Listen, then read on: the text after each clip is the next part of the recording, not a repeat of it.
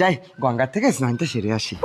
এখন আর লুঙ্গি পরে গঙ্গায় স্নান করতে যেও না। কেন, কি হয়েছে?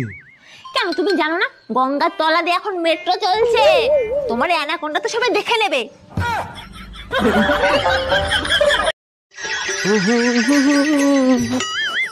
বৌদি কেমন আছো? ভালো আছে ঠাকুরপো। কি আইছে? ও তুমি চশমা পরো চোখে? হ্যাঁ, কেন? এই চশমার থেকে একটা কথা আমার মনে পড়লো, বলতে পারলে 500 টাকা দেবো। আচ্ছা বলো তো, এই চশমা আর মেয়ে মানুষের মধ্যে একটা কঠিন মিল আছে, ওটা কি?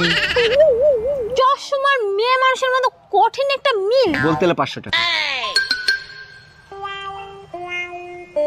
আমি বলবো? হ্যাঁ। দা চশমা দাও। এই দুজনকেই না মেইন কাজের সময় ঠ্যাং দুটো ফাঁকা করতে হয়।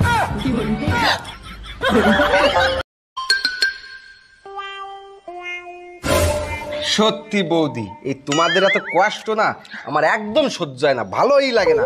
প্রথমে হাতে নাও, তারপর আবার মুখে নাও, তারপর আবার থুথু লাগাও, তারপর আবার ফুটোর মধ্যে পকাত করে ঢুকিয়ে দাও। এই শুয়ের মধ্যে সুতো দোকানিরা কি কষ্ট এখন তো মেয়েরাই জানে। নামটা বলবেন? অসভ্য। এটা তো আপনার ডাক নাম, ভালো নামটা বলবেন? ছোট লোক। বাহ, সুন্দর নাম তো। বাড়ি কোথায়? নিমতলা।